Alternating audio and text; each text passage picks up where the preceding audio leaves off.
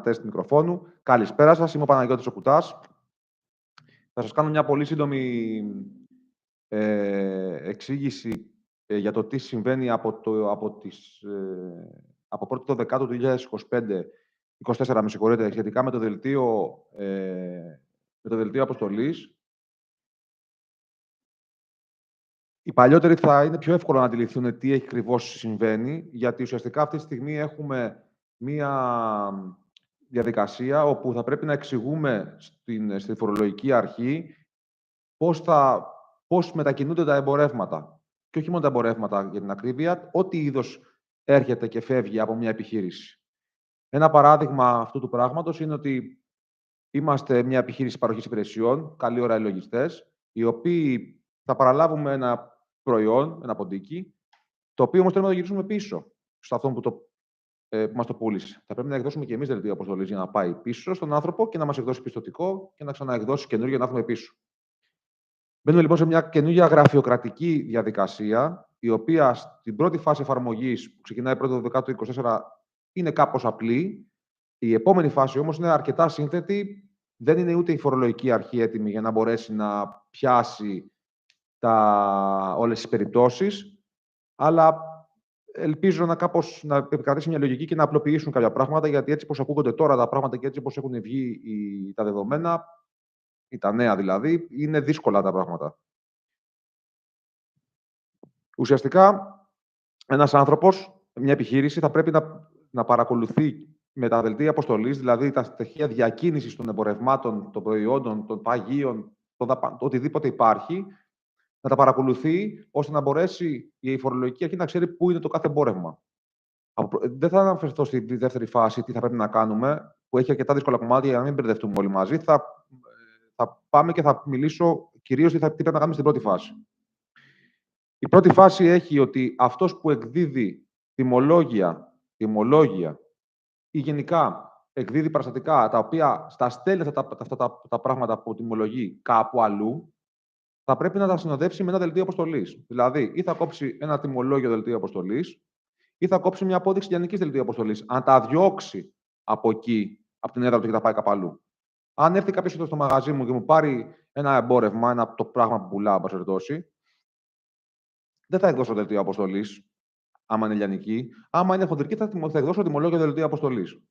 Αυτό κάνουμε στην αρχή, 1η Δεκάτου 2025, χωρίς πολλές άλλες λεπτομέρειες για τη δεύτερη φάση, γιατί πραγματικά θα είναι δύσκολη και δεν χρειάζεται να τρομάξετε τίποτα. Ουσιαστικά αυτό που πρέπει να κάνετε σχετικά σύντομα είναι να μιλήσετε με τους μηχανογράφους σας, ώστε να ενεργοποιήσουν μέσα στα προγράμματά σας ή στο ετοιμολόγιο, αν έχετε, να πρέπει να δείτε πώς θα ενεργοποιήσετε εκεί μόνοι σας, να δείτε πώς θα καταφέρετε να ενεργοποιήσετε το δελτίο αποστολής, τα στοιχεία διακίνησης. Άρα, θεωρητικά, τι θα κάνουμε πλέον από 1η το Δεκάτου 2025, όταν στέλνετε ένα εμπόρευμα, σαν τιμολόγιο, δηλαδή μου στέλνετε μια παραγγελία, θα πρέπει να δείτε τιμολόγιο δελτίο αποστολής. Πρέπει να έχει στοιχεία διακίνησης μέσα το προϊόν. Το παραστατικό, συγγνώμη. Αν κάποιος έρχεται και σας το παίρνει από το μαγαζί σας και πουλάτε λιανικά σε αυτόν τον άνθρωπο, μέσω ταμιακής, δεν χρειάζεται να κάνετε κάτι, είτε παρόχο είτε οτιδήποτε, δεν χρειάζεται να κάνετε κάτι. Όταν πουλάτε στο μαγαζί σας, δεν εκδίδουμε δελτίο αποστολής. Άρα, αρχικά πρέπει να δείτε πώς θα πιέσετε τους μηχανογράφους ή να δείτε εσείς πώς θα το ενεργοποιήσετε αυτό το πράγμα, γιατί πρέπει να ετοιμαστείτε για 1η Δεκάτου 2025. Είναι ασφιχτική η προθεσμία και για το 1η Τετάρτου 2025 είναι δύσκολο, αλλά και 1η Δεκάτου 2024 πάλι είναι σχετικά δύσκολο να γίνει. Θα χρειαστούν αρκετοί πόροι και χρόνος για να μπορέσετε να το μαζέψετε αυτό το πράγμα. Ουσιαστικά τεχνολογία χρειάζεστε, δεν θα μπορέσετε να αντιμετωπίσετε αυτή τη γραφειοκρατική καταγίδα που έρχεται χωρίς τεχνολογία. Δεν μπορείτε να το διαχειριστείτε αυτό το πράγμα. Καλά, ότι και εμείς που το γνωρίζουμε δεν μπορούμε να το διαχειριστούμε χωρίς τεχνολογία. Πρόστιμα δεν υπάρχουν. Είναι ότι σε ένα καθεστώς θα τα βάλουμε, αλλά δεν μπορείτε να περιμένετε πότε θα μπουν τα πρόστιμα για να δουλέψετε τα δελτία αποστολής.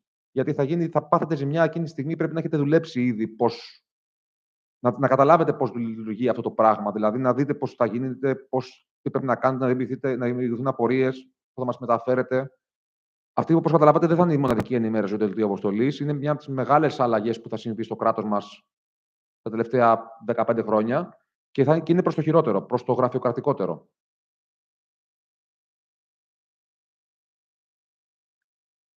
Έχω φτιάξει μια διαφάνεια που έχω μαζέψει μερικά πραγματάκια για να δείτε για την πρώτη φάση. Νομίζω ότι βλέπετε.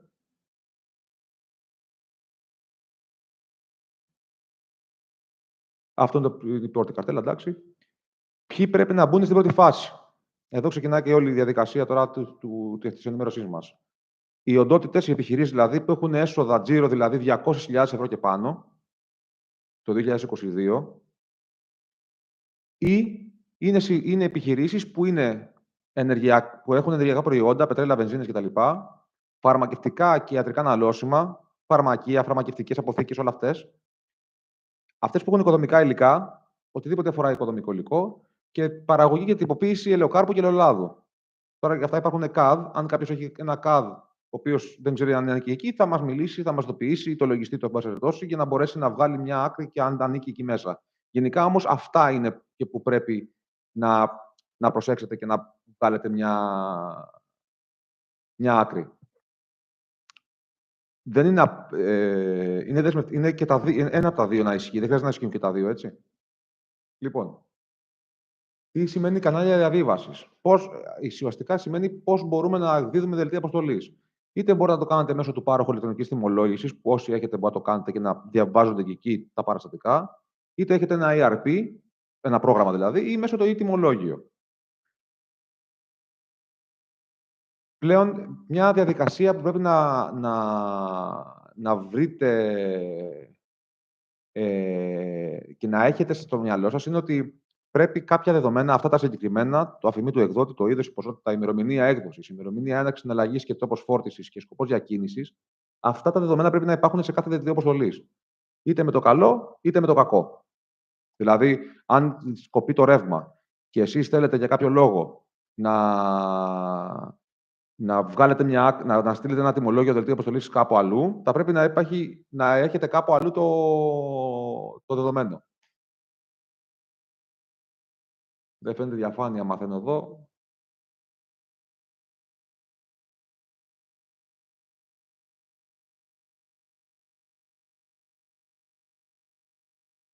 Τώρα φαίνεται καρτέλα.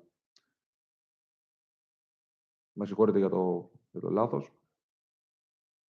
Εδώ είναι η πρώτη φάση. Εντάξει, θα είναι και μοιρασμένες στα σχόλια. Εδώ είναι η πρώτη φάση, όπου έχει 200.000 ευρώ και πάνω, που είπαμε ποιοι είναι οι υπόχρεοι στις πρώτες φάσεις που ξεκινάει πρώτο το 10-24.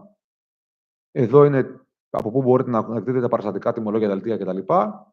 Εδώ είναι τι πρέπει να έχει πάνω δελτίο αποστολής. Και εδώ έχει διάφορους σκοπούς διακίνησης. Τους έβαλα, αλλά ενδεικτικά είναι λίγο για να μπείτε στο πνεύμα τι σημαίνει δελτίο αποστολής. Δεν είναι μόνο ότι εγώ πουλάω κάτι, αλλά μπορεί να στείλω, γιατί θα το αφήσω για εγγύηση, ας πούμε, στη μέση κάπου εδώ. Μπορεί να είναι διακίνηση παγίων. Στέλνω ένα πάγιο από τη μία μεριά στην άλλη. Το πουλάω ίσως, το πάγιό μου. Αφήνω για χρυσή δάνειο. Το δανείζω κάπου το πράγμα αυτό και θα το πάρω πάλι πίσω. Αφήνω κάτι για δειγματισμό. Άρα, μην δεσμεύετε το δελτίο αποστολής ότι μόνο αφορά την πώληση, αλλά οποιαδήποτε μεταφορά από την έδρα μου κάπου αλλού του εμπορεύματος, του παγίου μου, του οτιδήποτε πράγματος. Βέβαια, όπως καταλαβαίνετε, η παροχή υπηρεσιών, οι άνθρωποι που δουλεύουν παροχή υπηρεσιών, λογιστές, δικηγόροι κτλ., δεν έχουν εμπορεύματα προφανώς, αλλά μπορεί να μπουν στη διαδικασία να στείλουν, να πουλήσουν ένα πάγιο, να παραλάβουν κάτι και απέναντι να το στείλουν πάλι πίσω. Εκεί θέλουν δελτία αποστολής. Ευτυχώς υπάρχουν λίγες εξαιρέσεις, αλλά είναι πάρα πολύ λίγες. Δεν έχει τόσο νόημα. Γιατί παλιότερα είχε πολλές, όμως είχε πάρα πολλές και έβγαινε μια άκρη. Τώρα εδώ δεν υπάρχει κάτι. Εντάξει, εξαιρούνται τα φυσικό αέριο και τα λοιπά, αυτά τα εντάξει. Εξαιρούνται από τους τεχνικούς να μην κόβουν δελτία αποστολής για τα εργαλεία και τα μηχανήματα κτλ. Τα γραφεία τελετών προφανώς. Και αν αλλάξετε έδρα και στείλετε τα πάγια από εκεί, από την έδρα σας στην καινούργια έδρα, δεν θα κόψετε δελτίο αποστολής. Αν όμως το πουλήσετε το πάγιο, έχει δελτίο αποστολής. Αυτή ήταν η σημειώση. Δεν έχω κάτι παραπάνω, γιατί περιμένουμε αρκετές πληροφορίες να μας δώσει η φορολογική διοίκηση για πάρα πολλά θέματα και γενικά θα καταλήξουμε σε μια διαδικασία όπου όλοι μας θα έχουμε κάποιο manual για να ξέρουμε τι εκδίδουμε και τι δεν εκδίδουμε. Η δεύτερη φάση είναι πραγματικά πολύ περίπλοκη. Ένα από τα μεγαλύτερα προβλήματα που θα δημιουργήσει είναι ότι εγώ στέλνω σε κάποιον άλλον σαν e-shop και θα πρέπει ο ενδιάμεσος μεταφορέας να σκανάρει το δικό μου παραστατικό δελτίο αποστολής για να ξέρουμε σε ποια διαδικασία βρίσκεται η μεταφορά του προϊόντος. Αρκετά δύσκολο. Επίσης, στη δεύτερη φάση, ξαναλέω, μην τρομάζετε πολύ. Στη δεύτερη φάση θα πρέπει αυτοί που εισάγουν πράγματα όταν εισάγουν να πηγαίνουν μέσα στο πρόγραμμά τους και να δημιουργούν μόνοι τους δελτίο παραλαβής, γιατί δεν έχει ο άλλος από τις τρίτες χώρες ή από την Ευρωπαϊκή Ένωση το δικό μας τρόπο διακίνησης. Άρα τι θα κάνουν, θα δημιουργούν μόνοι τους δελτίο αποστολής μέσα στο πρόγραμμά τους. Δεν ξέρω πώς θα γίνει αυτό το πράγμα και τι θα γίνει, αλλά είναι τόσο δύσκολο. Η δεύτερη φάση, επίσης, θα έχει και τους ανθρώπους που παραλαμβάνουν τα πράγματα. Δηλαδή, εγώ με ένα εμπορικό μαγαζί και εσείς είσαστε ένας ο οποίος κατασκευεί μια βιοτεχνία και μου στέλνει παπούτσια, ξέρω εγώ. Όταν μου τα στείλει το τεχνολογικό δελτίο, θα πρέπει να σκανάρω ότι τα παρέλαβα. Η δεύτερη φάση αυτή. Έχω πολλά παραδείγματα να σας δώσω για τη δεύτερη φάση, για να καταλάβετε ότι είναι αρκετά γραφειοκρατική και χωρίς τεχνολογία και πρόγραμμα δεν μπορείτε να το διαχειριστείτε. Επίσης, θα πρέπει όλοι μας να δημιουργήσουμε ένα πλαίσιο αποθήκης, με τη λογική της αποθήκης, ειδικά τα εμπορικά προφανώς μαγαζιά, το οποίο η πλαίσιο αποθήκης θα είναι ότι η εφορία θα γνωρίζει την αποθήκη μας σε 4-5 χρόνια. Θα ξέρει πόσα, όχι αξιακά, αλλά περίπου θα ξέρει πόσα τεμάχια έχω μέσα σίγουρα. Αυτός είναι και ο τελικός στόχος προφανώς, όπου θα μας δυσκολέψει αρκετά, όπως καταλαβαίνετε. Ερωτήσεις δεν βλέπω να έχουν. Μπορώ να περιμένω λιγάκι. Δεν έχω πολλά να σας πω ακόμα, γιατί όσο σας λέω τόσο θα δυσκολεύετε. Αυτό που μπορώ να σας πω λιγάκι, που είναι λίγο πρακτικό, είναι ότι σήμερα κάθομαι εγώ εδώ πέρα, τώρα η ώρα είναι 5:30 ας πούμε, και θέλω να διώξω αύριο το φορτηγό.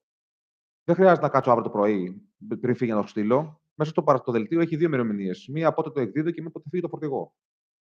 Μέσα σε 5 μέρες μπορώ να έχει φύγει. Δηλαδή, θα κάτσω σήμερα, θα πω ότι αύριο, μεθαύριο, παραμεθαύριο θα φύγει το φορτηγό φεύγει μεθαύριο και όλα καλά. Αυτή είναι μια αποσυσχή από τώρα. Ξαναλέω, ισχύει για επιχειρήσεις, η πρώτη φάση ισχύει για επιχειρήσεις που έχουν άνω των 200.000 ευρώ τζίρο και ανήκουν σε συγκεκριμένες κατηγορίες επιχειρήσεων. Φάρμακα, και αποθήκες και φαρμακεία κτλ. Οικοδομικά υλικά. Τώρα, συνεχίζω να μην έχω κάποιες άλλες ερωτήσεις, άρα δεν θα έχω να πω κάτι άλλο, δεν θέλω να σας κουράσω ιδιαίτερα. Αυτή ήταν ουσιαστικά η μικρή παρουσίαση. Απλά είναι περίπλοκο πράγμα για να γίνει γραπτά και κάπως έπρεπε να το επικοινωνήσουμε. Θα περιμένω λιγάκι αν κάποιος κάτι θέλει να μου ερωτήσει ή κάτι θέλει να πει. Για τους πελάτες μας θα είμαστε διαθέσιμοι όποτε θέλετε, με ραντεβού όμως καλύτερα, γιατί και εμείς δεν έχουμε όλες τις απαντήσεις. Αλλά ουσιαστικά το πόρισμα αυτό το πράγμα είναι ότι οργανώνεται αποθήκη και πιέζεται μηχανογράφους σας να έρθουν να σας εγκαταστήσουν, όχι ακριβώς, να κάνουν update τα προγράμματά σας για να μπορέσετε να διαβιβάζετε και το στοιχείο της διακίνησης. Δεν έχω κάτι άλλο να πω ιδιαίτερο.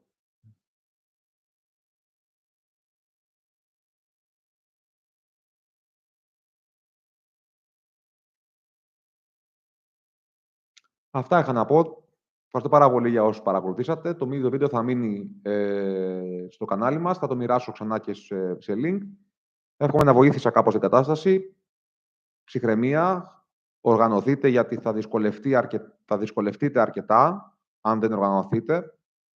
Και μηχανογραφικά και πρακτικά, φτιάχνοντας ένα σχέδιο το τι θέλετε να κάνετε και πώς θα να το κάνετε, πώς δουλεύετε, με ποιους ίσως δουλεύετε, γιατί δεν θα μπορείτε να παραλαμβάνετε παραστατικά αν ο άλλος δεν έχει ανεβάλει το δελτίο αποστολής, θα το βλέπετε εκεί πέρα μέσα. Άρα θα χρειαστούν εφαρμογές.